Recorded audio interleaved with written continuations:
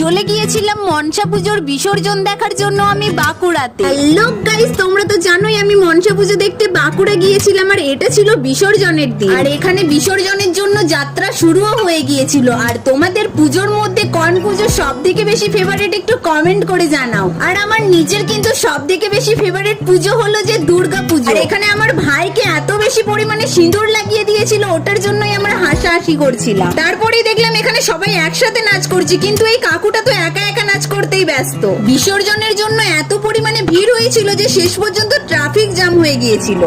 তারপরে দেখতে পেলাম এত গরমের মধ্যেও এনারা সবাই নাচ করতেই ব্যস্ত। আর তোমরা কে কে বিসর্জনে বেরিয়েছিলে একটু কমেন্ট করে জানাও তো। আর এত গরমের মধ্যে আমার একমাত্র কাজ ছিল যে এনাদের নাচানাচি দেখা। আর এখানে দেখতে পেলাম আমার ভাই একটা ভালো কাজ পেয়ে গিয়েছে। তো চলো এখন আমি বিসর্জন দেখে বাড়ি যাই। ততক্ষণ তোমরা ভিডিওটাতে একটা লাইক দিয়ে দাও আর পরের ভিডিওর জন্য সাবস্ক্রাইব